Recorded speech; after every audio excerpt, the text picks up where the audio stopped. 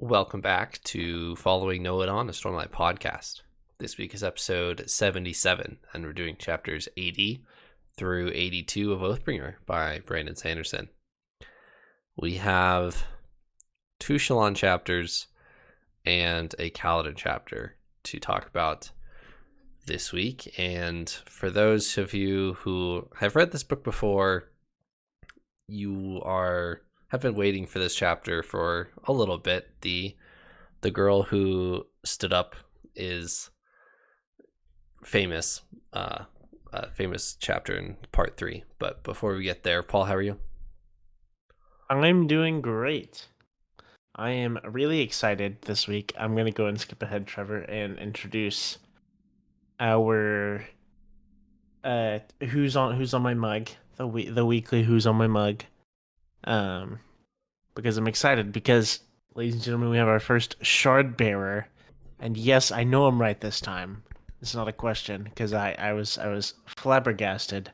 We have our first shard bearer, and that is Amy. Thank you so much, Amy, for watching our podcast and supporting us. And congrats on being a shard bearer. That's quite a feat. So big shout out. Our mug.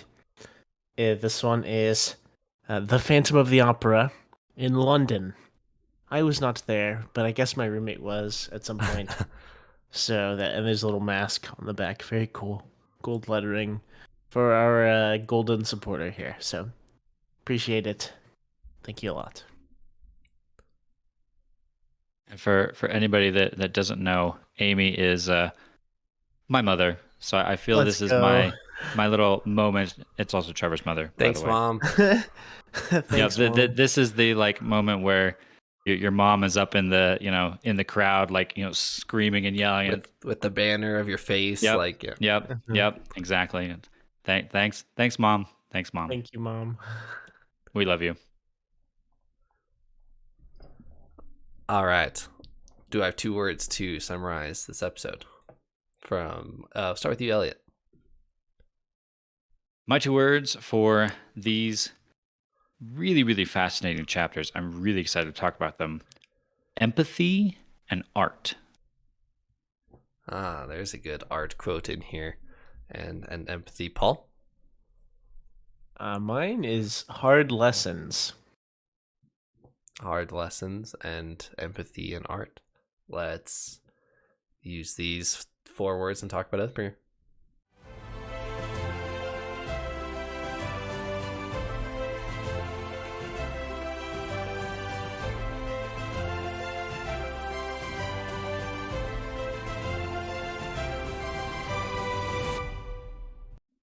All right, Paul, you can kick us off with your 2 words. Definitely. So I almost did the cheeky little thing of having 1 word, and that was going to be wisdom. But I found a way to kind of apply this in multiple ways to hard lessons. First of all, that is with Grund, who dies, and definitely teaches Shallan a hard lesson, which was a really difficult but interesting chapter, which I'm excited to talk to y'all. But continue with my words. The rest of it is just for chapter 82 as a whole. Hoyd teaches a lot of lessons, some of which are kind of hard for Shallan to hear, and she really needed to hear, and someone needed to say it. And I'm really grateful for chapter 82. Really grateful. So,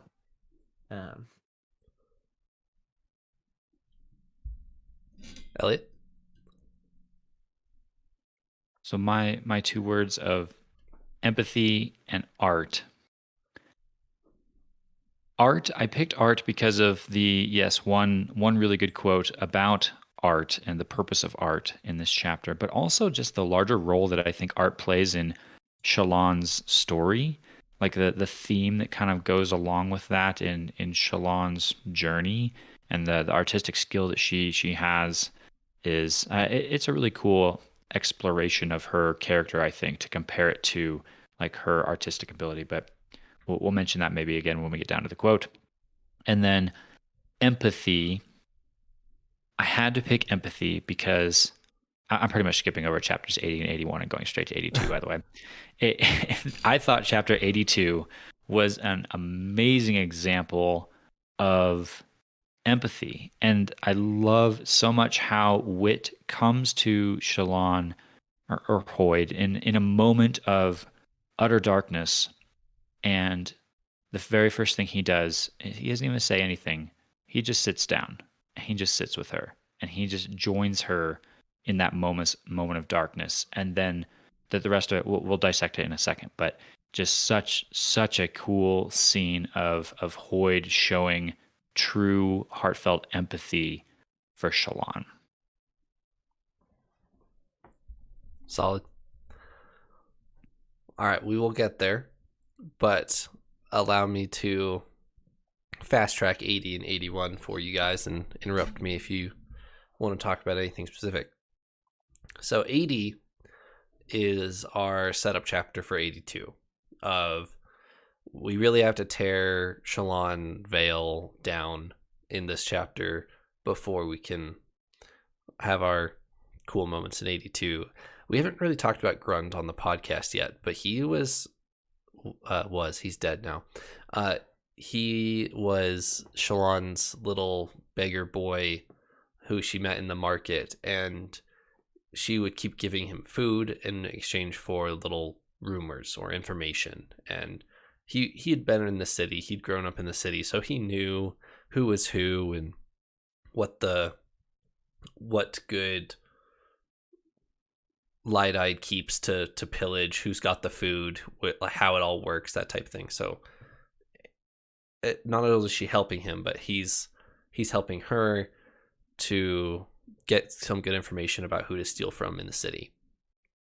And it's revealed in this chapter that everybody, and Shallan has a couple of these different types of people throughout the city. And it's revealed to us in this chapter that she wasn't really helping them, despite all her efforts to, is that the moment she started handing out food to them, well, the gangs in the area just started targeting them because they're defenseless little beggars just sitting on the street with a huge bag of food. So yeah, you're going to go beat that guy up and steal the food. So then they would tell Grund, don't tell anyone, go back there, get us more food. And so that's been happening for however long Shallan's been in the city here. And eventually they just kill Grund because Shallan figured out that this all was happening. So there's a couple other things to push, there's a couple other things in this chapter too, but this is really what breaks Shallan to set up for 82 of, I was trying so hard to help, and Vale was having that inner dialogue with Shallan, was Shallan's trying to get the Oath Gate open, but Vale is just trying to help people. And so when Vale discovers that I'm actually hurting a lot of people by doing what I'm doing, that completely destroys her, and it lets us talk to Shallan in 82 because Vale's so hurt that she doesn't want to put Vale's face on, that we're actually talking to Shallan in 82. Yeah, that storyline took a very dark turn that I wasn't ready for. I was all excited that Vale was doing all these good, Robin Hood deeds of helping all these poor people. It felt like a really positive moment for Vale, Shallan. And then all of a sudden you find out that not only has it not been going well, she's actually gotten all these people beat up and killed because of what she was doing. And should she have done it differently? Probably not. She had no way of knowing, but this was just like a gut punch. This was, and there's something I really wanted to bring up. And I almost brought it up last episode, but didn't quite, and here it really came into fruition more. We had talked about Brandon Sanderson almost seeming like he wants to write a horror book at times, a horror novel. And just how dark or how vivid how much vivid, like, gross imagery there's been in this book that we've seen. And I feel like this kind of was almost the pinnacle. And I, in retrospect, think that this writing is really great and really genius because it shows how much of a grip these Unmade have on this town and how, like, corrupted it is. And I agree with Elliot in that Shalon really had no way of knowing about this. I don't know how she would. And this was a really difficult scene or chapter. I especially imagine if this was ever adapted to a film thing, that this would be a very difficult scene to watch. Just because it's sad, because even just the way it all like goes down. So Shalon finds Grund, right, and he is basically bleeding out, right, and she goes up and he's just like over and over saying, "I hate you, I hate you, I hate you," and he's so like angry, and she's like, "No, no, no, it's okay, I'm here. Like I can. The robbers aren't here, right?" And then she realizes he's saying that about her, and that he hates her, um, for basically putting a target on his head with the food that she was bringing, and that was like definitely a big moment of realization for me, and I was like, "Whoa, that's really like it was just really difficult." Um, and honestly, like as difficult as it is, and same with almost the revel scene, I think it does a great job of portraying like how difficult and corrupted things are here. Um, and I'm hoping this will kind of fuel the motivation of what I assume or hope will be like a victory down the line. Right? It just kind of like the fuel of everything that is so wrong in this town and wanting to purge that. Um, will like really fuel our heroes. I'm with you, Paul. At this point, I have no positive feelings about the city of Kolinar. Like everything we've seen here is just dark or twisted or not going well. So to have that all turn around for positive would be pretty huge at this point. I It don't know. needs a total restart, refresh for sure. Yeah. I don't know if you guys picked this up while you were reading or as you were reading it, but this shack that Grund lives in or sleeps in, he shares it with like 6 other kids and some other like some ladies and stuff like that. And as each time that Shalon goes to visit Grund, there's a couple people missing. And Grund says, "Oh no, they've just moved on. They've moved somewhere else."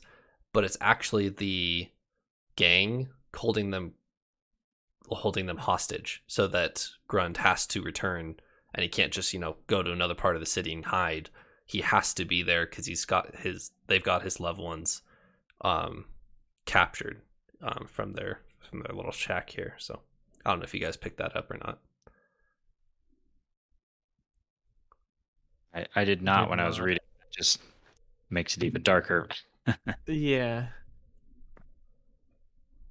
That's so tough. All right, so before we get to 82, we still have 81 to talk about, and we get a little bit lighter of a chapter, even though it's a dark tunnel.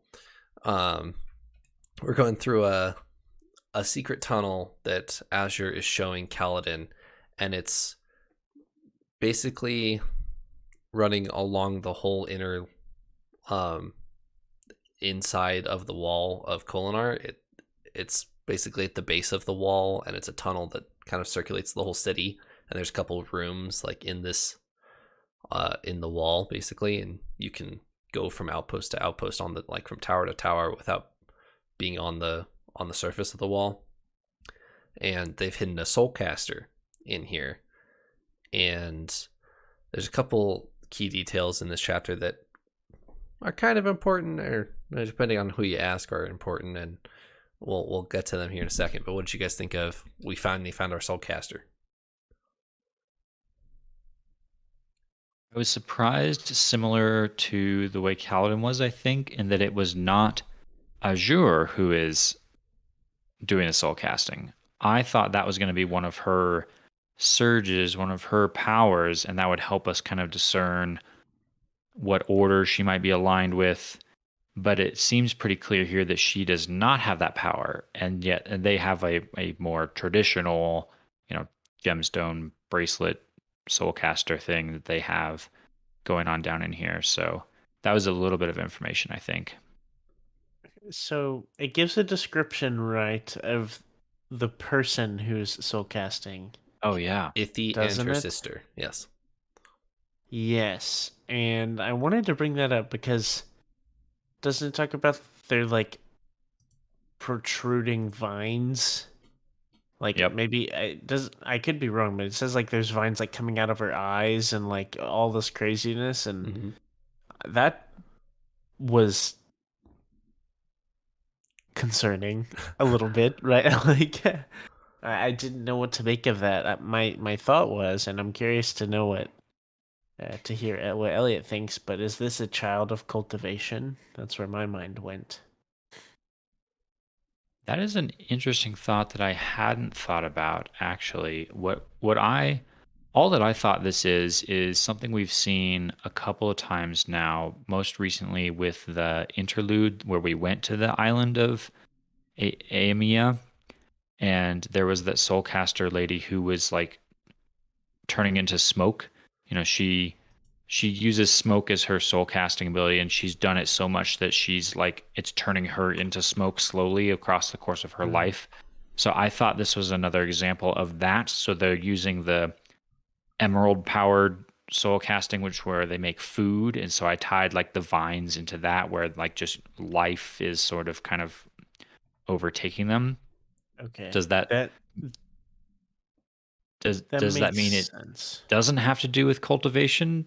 Not necessarily. Maybe it still does, but that was kind of my thought process. Okay, I did not remember that about our other soul casters kind of converting themselves Yeah. physically as well. I didn't actually remember that, so that makes sense. You can kind of do that. But whenever I first saw that, I was like, "This is really really bizarre," Yeah. and I didn't fully know what to make of that. So Yeah, it's as a soulcaster, you slowly morph your body with your soul casting, and they're doing it at such an alarming rate that she's already there. Like she's got vines growing out of her face, and they're on 24-hour shift with her sister and her like 12-hour shift. That's assuming a 24-hour day, but anyway, uh, um, you get what I'm saying is that they've been doing so much soul casting for the soldiers that they've basically sacrificed themselves, and they've transformed themselves beyond what would be a normal like decay rate for soul casters. And also to do this soul casting, isn't Azure like cutting blocks of stone out of the underneath this passage in order to use as the source material? Yep, she's carving basically another tunnel under the city. Yeah. Which she even comments on like, I'm not sure this is a great idea because I might cause the whole city to collapse with this tunnel I'm digging underneath like that. Yes, there's a lot of stone, potentially an endless supply, but if they're not very careful how they do that, that could have some unintended consequences. that's true. One thing I wanted to point out, uh, which this is one of those things that could be something big, could be something to totally look past. Doesn't really like we don't really know. But I think this has a bit more weight now, given what we talked about in the last episode, where Elliot brought up that Azure may be from our Warbreaker world, Oh just yeah. with kind of the mention of colors and things like that, and Azure's kind of mysterious. We don't fully understand. But Hoyd gives Azure some metal sheets, and though they are steel, and Kaladin thinks they're steel. He doesn't oh, okay, confirm it, okay, but Kaladin's pretty sure at okay, first glance they're steel. I will take that as enough proof. Okay. So in without spoiling too much, in the series of Mistborn, basically their magic system revolves around metal and different kinds of metal. And steel and iron are kind of sister metals that push and pull. I believe that steel is the push one. Mm-hmm. So basically, you use steel to push yourself from the metal, and iron to pull yourself to a metal, I guess. Along those lines. So it's kind of a mobility thing. I don't think the powers matter that much. But in my head, I'm thinking that Azure maybe knows multiple of these magic systems, has been kind of around the block, It's all these places. So that's just kind of something I'm keeping my eye on now extra closely. It could be nothing, but I don't know what else that would be for, and I'm gonna keep my eye out for any kind of power like that. Like if there's any kind of big movement, so we know she may be using steel, burning steel or something. So we will see. Just kind of a side note that in the Mistborn series, if you can steel push, is what it's called, they refer to you as a coin shot because they make these little steel coins and they can basically use them as weapons, and you can like shoot them at people, or you can like shoot them against the ground and push yourself backwards. So it's a mobility thing, and there's iron too that you can pull with iron. So yeah. I think for me, this is a little more of a hint for Hoyd, actually, because Hoyd is the one that supplies these, right? Yep. He's the actual source of these metal plates that somehow are blocking out the magic so that the fused and the spren don't know that they're doing it. I kind of got the impression that Azure has no idea what this metal is and she's just doing what she's told. And so Hoyd is, I think, the one I would look at and think, okay, Hoyd saw the situation, was like, I know a world where I can get some metal that will help us out here. Be right back. Be right back.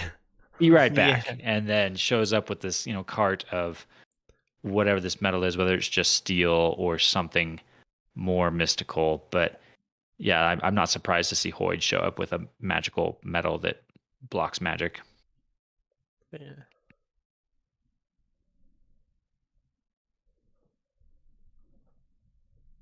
That is. It's something I never thought about, but Hoyd is in like all of our books, right?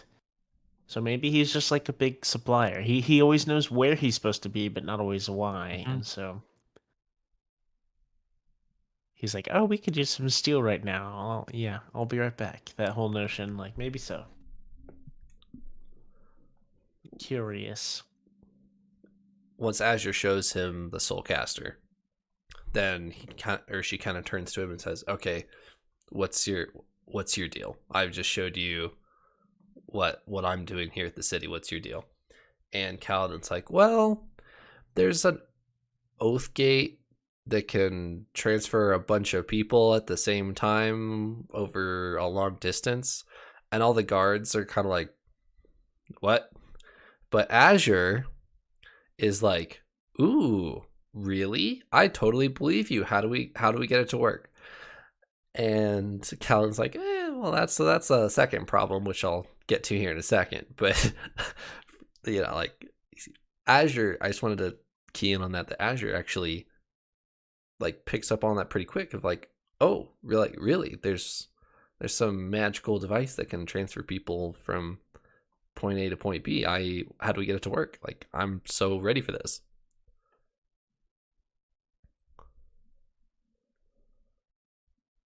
Which, if she's a herald, she should have already known about, right?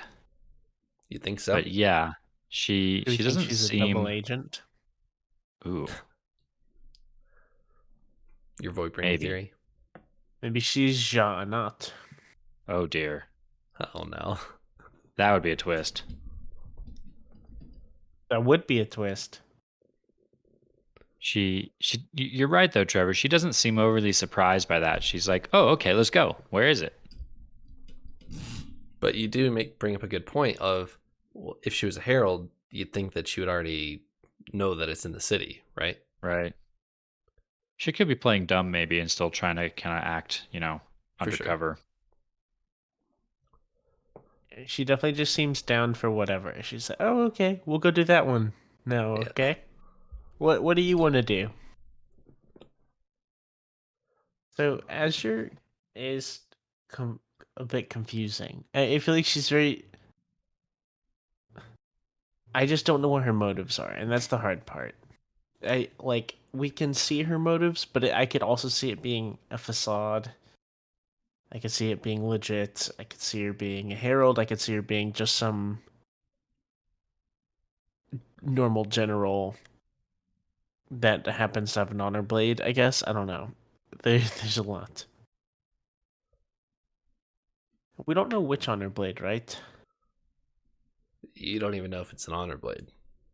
That's true. Kaladin's We're Kaladin guessing it may be assumes it's an honor blade. blade, but we also made the prediction that it could be a Spren blade. So, and we just haven't seen her soul cast yet, or sorry, Surge Bind in general. Mhm. All right, 82. Let's do it. Yeah, I don't have anything for 82, so we'll just all right. Call the we'll episode see y'all there. next week. Yeah. All right, so Shallan is completely destroyed at this point. She's hiding in some hole, some room somewhere, and she doesn't even know. Like, it opens the chapter of Shallan hid somewhere. She doesn't even know where she is. She just found a dark corner somewhere in some shack and is hiding. A hidey hole. And Hoyt finds her, like, somehow, which isn't super surprising because he should be wherever he is needed, and he's pretty needed here. So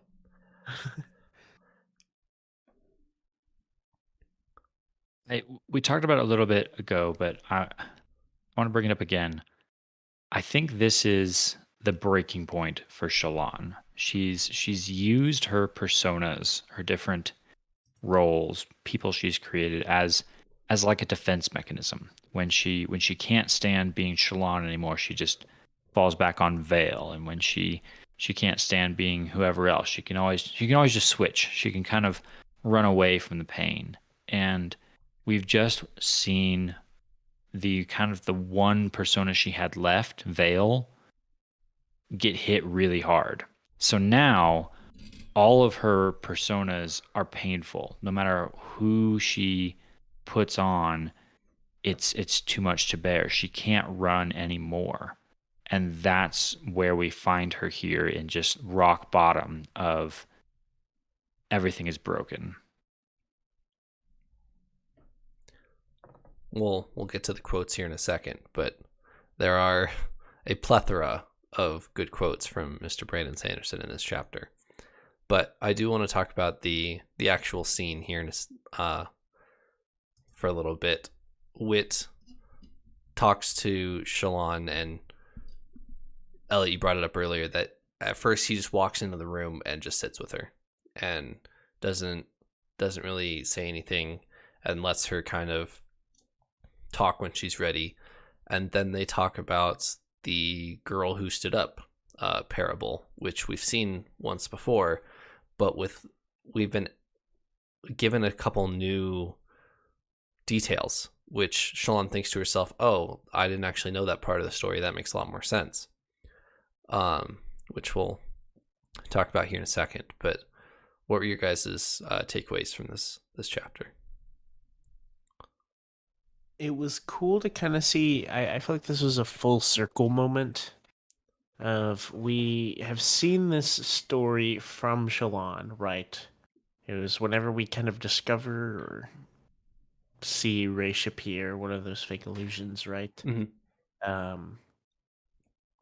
And that was a really cool story, or like visually to imagine just that scenario. And now I feel like we're seeing the full circle where Hoyd is giving a lot more insight into that, and with Shallan, and honestly, just finally someone that can combat Shallan's issues here, in general. So I thought this scene was so powerful, so moving. We've been perhaps ragging on Shallan a little bit for really a this lot of whole it.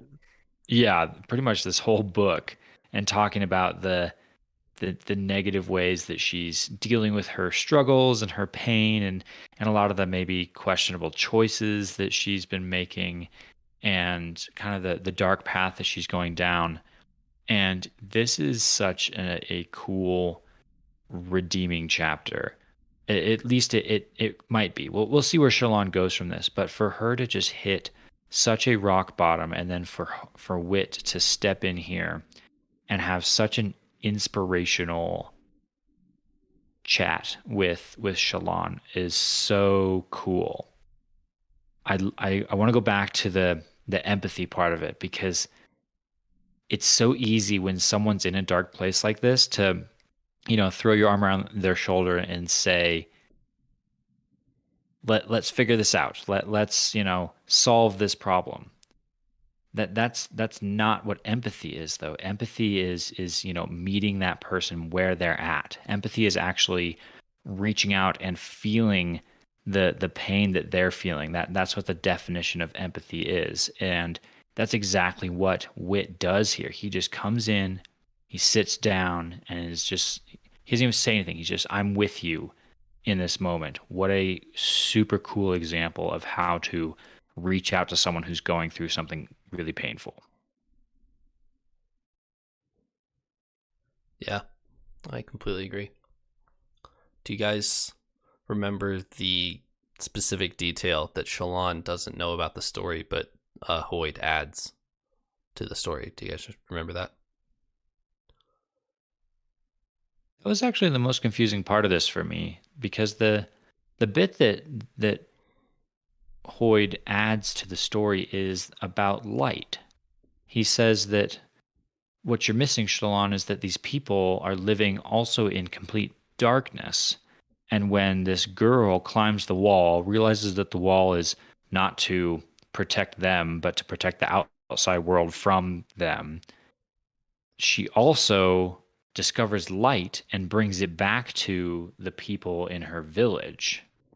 But I couldn't quite grasp the implications of that. Is this supposed to be like an origin story of Stormlight? Is this supposed to be like just a parable, and the light is a metaphor for something? I wasn't quite sure what the light was supposed to symbolize here.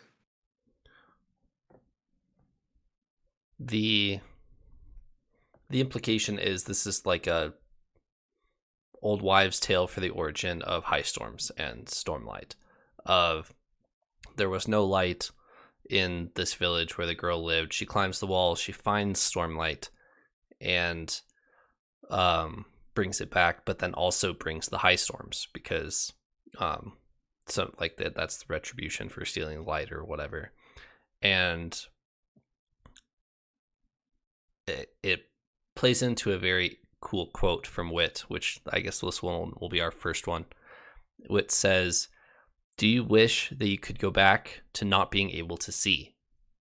"No," Shallan whispered. "Then live and let your failures be part of you." And that's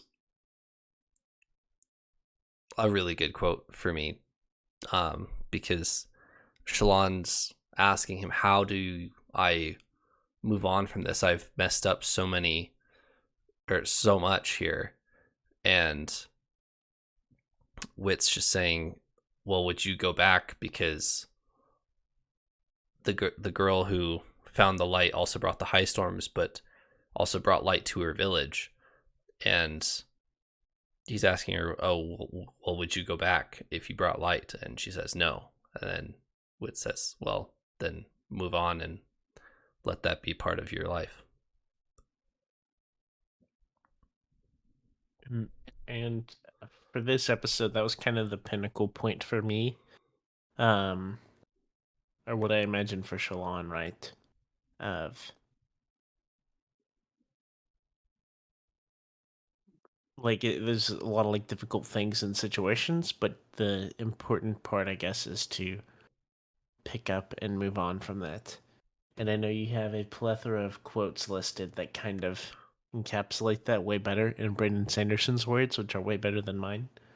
Um, but that notion was definitely what stuck out to me the most.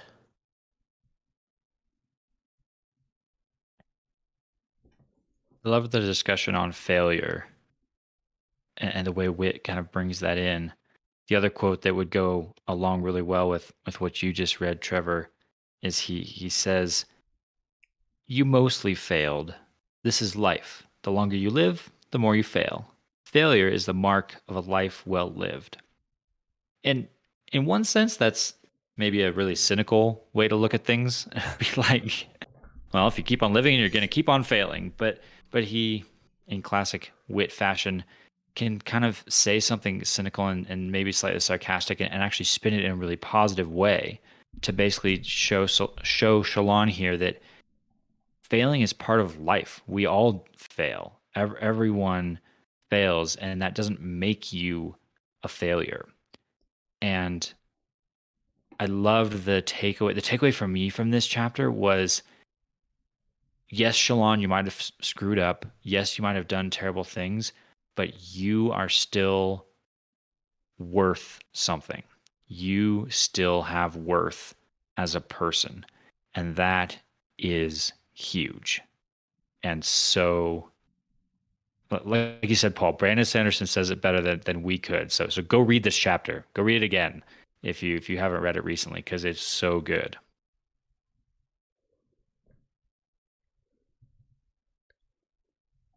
Wit also sets up another good quote, and he says, it's towards the beginning of the chapter, and Shalon's saying how much she's hurting, and Hoyd says, it's terrible to have been hurt.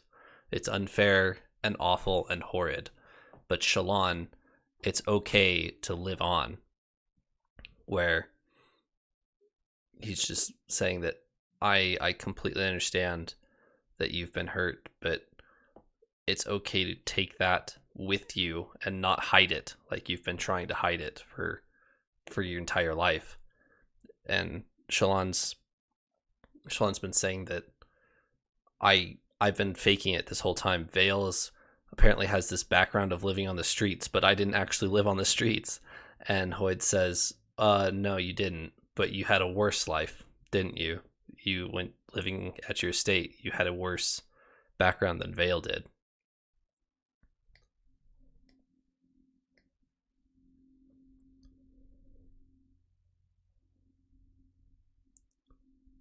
Shalon, we've talked about this a lot, even all the way back in, I think, Way of Kings, even, how Shalon is not in the best state of mental health.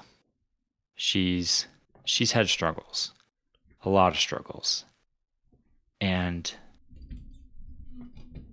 I really like that this chapter tackles that it really brings it brings the lens down on that mental health side of things, and how the takeaway from this is, no matter how dark you think your life is, no matter what you've been through, and you've been through a lot, Shalon. Well, we've seen what she's been through, and it was dark. Some of the darkest, scenes in this whole story so far. She still can have a positive impact on the world. I think another one of the quotes, I don't have a bookmark on it, is basically Wit saying, "The world is better for its association with you. You've been through dark things, but yet you've still made the world a better place because you were in it." What a powerful look at, you might be broken, but you still matter. So powerful. You are not worse for your association with the world, but the world is better for its association with you. Yeah. Mm-hmm. And a little bit going off what you were saying as well, Elliot. So Shalon is really broken here. And I think we're seeing a side of Shalon that we haven't seen in a really long time, which is her really listening. Shalon is really like she knows. A lot of times she's been really headstrong, and with our characters, there were very few that she would really listen to. She may like hear what they say and make a snide remark or whatever, but it's Yeah. not that common that she would really listen to what they say and kind of move from that. But here, it's sad to see her in such a broken place, but it's good to see that she is taking to heart what Hoyt is saying, um, and just like really listening to what is kind of unfolding before her. And I was really glad. This is the moment that I've been wanting for a good while now, because I've definitely voiced my frustration with Shalon, and just the path, the mental strain she has put herself into, and just a lot of those difficulties there. Um, so I was very happy to see this chapter happen. Something that we don't see in this scene, though, is the full picture of how Shalon responds to this. I I agree with you. She appears to be listening. She's let some barriers down for the first time in a long time. But is she going to like fully respond to this? Is this going to be that inspirational moment that catapults her to a better place? We don't really leave this chapter knowing whether that's true or not. Is she going to respond to this positively? I really, really hope she does. But I think we need to see where she goes with this before at least I decide how pivotal this chapter is. It's clearly pivotal in Shalon's story, but how important I think will depend on what she does next. Yeah, absolutely.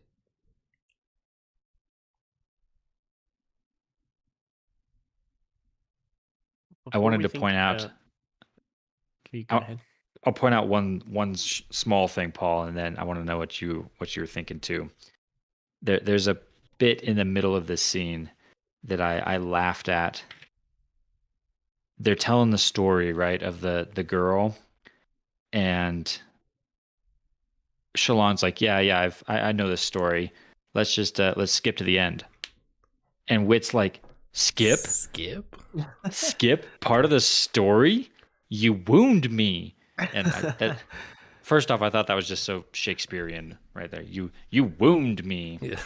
but the indignation there that he shows of like, how dare you even suggest skipping, part of the story, even a story that you already knew. Like, I just thought that was great. Like, fits in with the storyteller part of Wit's story, or his character that we know. But then also it's very journey before destination as well. It's not necessarily about the end of the story. It's also about how the character gets to the end of the story. So I thought that was a good little tidbit in the middle of all this. That is, and it definitely shows how. So Hoyd or Wit, he's always rolling with the punches, and Yeah. he's always wanting to make fun of things, and it seems like he doesn't take much seriously. But this was our like, I feel like we found his Achilles heel or weakness, where she was like, "Let's just skip ahead," and he was like, actually panicked. He was like, "Skip!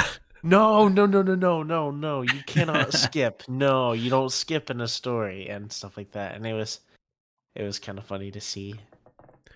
I think it's also pretty funny that he's Hoyt is self-aware that that part of the story is boring. He says it himself. It's like Shalon backtracks and's like, wait a minute, I thought we were talking about a girl climbing a wall. And Hoyt's like, well, she is at the moment, but that takes forever, and I don't want to just talk about that for a while.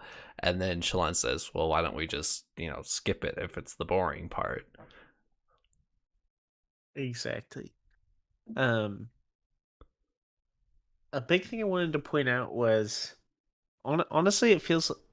I think this is the first chapter that we've seen a like direct fruitfulness or purpose with Hoyd. Right? Like he's been around. We've seen his talk with like Kaladin, whenever Kaladin was imprisoned and stuff like that, and that was helpful. but I feel like this is the most directly positive Hoyt experience we've had. He's always been a more of a neutral figure, but here it just felt positive. It felt really great, um, and he just like was the perfect character to fit into this scenario, and it just seemed to work really well. And I wanted to point that out. And so Hoyt is just our little motivational time world traveler guy with changing hair. All right, question for you. Elephant in the room. This is Dalinar's book. This is a very Shallan therapy session. Are we getting a Dalinar therapy session, or are we just breaking all the rules and getting a double Shallan without having a Dalinar one? We had the Kaladin therapy session in the previous book, and so next book will be Dalinar's therapy session. Did we have a Kaladin one last book? Yeah, whenever he was like imprisoned, right? Then Oh, Hoyt yeah, showed yeah. up, and he had his little. He played him, sang a little song, and Kaladin was like, "What was the meaning to the story?" And Kaladin and Hoyt was like, "There's a meaning to the story," and then it was just really like a mind blowing thing of not knowing what's real, what's fake, and stuff. So yeah, Okay, yeah, I do remember that. so that'll On the, Dalinar's will be next book. I gotta say, I'll be pretty upset if we don't get a Dalinar therapy session because I was promised that this was Dalinar's book. We better get a what's the moral of the story scene with Wit and Dalinar. I'm fine if Shallan she can have her moment too. She clearly needs somebody here in this moment, so that's all fine and good. But Dalinar better be getting one too before we get to the end. Don't we kind of know that part 3 kind of ends an arc, and then parts 4 and 5 are kind of different? My guess would be You that do, yes. I did tell you that. yes. My guess would be that Dalinar kind of gets his at the actual end of the book, or near like parts 4 and 5 in there. So We got a ways to go still. There's still that's plenty true. of opportunities. There is. Hoyt arrives precisely when he means to. Apparently. I wanted to also mention a little bit about art Art, in yeah. this Let's talk in about this your art bit. word. Yeah, because that was one of my words. Because that was another fun aspect of this is they talk briefly about art, and they say that the quote I wrote down was Hoyd kind of explaining that art is not art if it has a function. Like that's the definition of art is it's beautiful or it evokes something for no other reason. It's not meant to help you accomplish something. It's just meant to be an experience. And Shallan like tries to argue against that a little bit. She's like, well, people learn things through art, or I accomplish my purpose through art, which is a fair, I think, counter argument to that. But just that whole kind of concept of what is art and what is functional is such a it's an interesting framework to look at Shallan through. What of her abilities and what of her skills are purely art and what are actual, you know, world changing or game changing abilities, like her ability to draw people and inspire them to become more. Is that art or is that an actual like functional skill? These are all questions I kind of pondered over as I was reading this.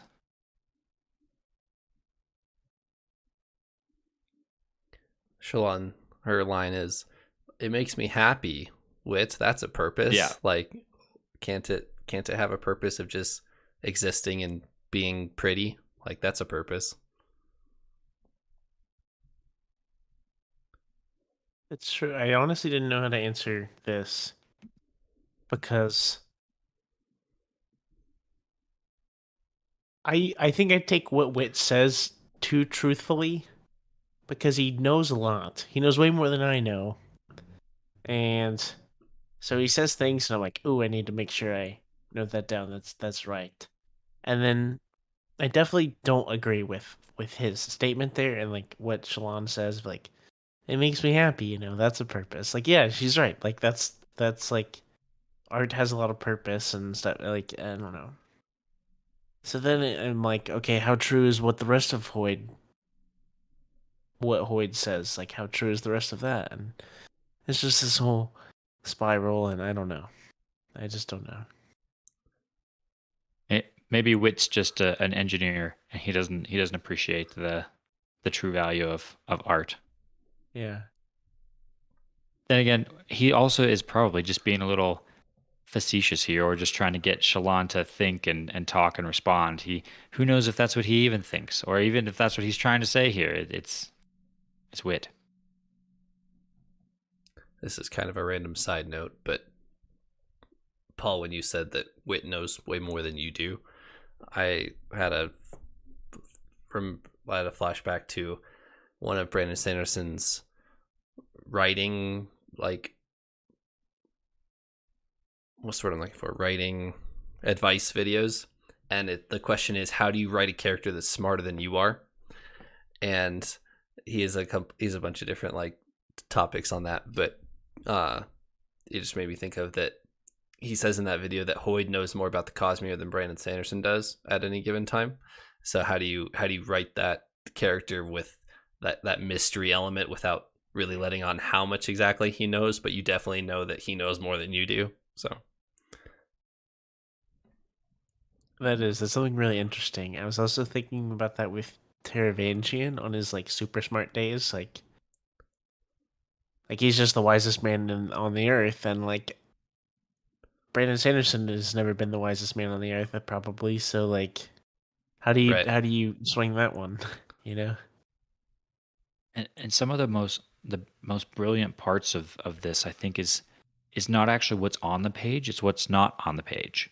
It's the ways that Sanderson's writing leads you to make assumptions and conclusions. Like, we've conjectured all kinds of stuff about Hoyd that's not even in the pages, but just to write a character that comes across as he's connected, he's from another place, he knows things. It hasn't ever told us that, but we know that somehow. Brilliant. Yeah. Anything else from this scene between Shalon and Hoyd? Nothing other than to say this might have just entered into like my top 3 favorite scenes of Stormlight so far. That's a good one. It's not there for me, but it was really good. It's not there for me either, but that's just because I've read more Stormlight than you have. So Okay. I figured this was going to be Trevor's, like, this is the greatest chapter ever, and moving and stuff. So, honestly, that makes me a bit more excited knowing that this isn't one of your favorites, because I know Oathbringer is your favorite book. it And is. I was like, honestly, if this is supposed to be a big, like, humongous chapter, I'm a little disappointed. But it was still great. It was a good chapter. All right. And this chapter concludes with Shalon finally controlling her emotions enough to go back to the hideout. She sees Adolin. Adolin gives her a big hug and says, "I'm glad you're safe," after going to the revel and fighting the robbers off of Grund and stuff like that. And Kaladin walks up with a huge army down the street behind him. So that's what we've got set up for next week. Any closing thoughts on this episode? I think we're headed for something big now. We've got the army assembled. We know who the enemy is. We know where to find them. It might just be showtime. I certainly hope so. I'm ready. Next week we will be finishing part 3. Yes. And then the week after we've got a 100% interlude episode. We have Oh wow. we have Oh. five, maybe 6 interludes before Whoa. part 4. Yep. And This is gonna be my favorite of the whole, possibly ever. This could be my favorite like 2 weeks of my life. so yeah, we'll be finishing part 3 next so week, excited. and then tackling a bunch of interludes the week after that. So thanks for joining me, Paul and Eliot, and we will be reconvening next week. Let's go. Let's go indeed.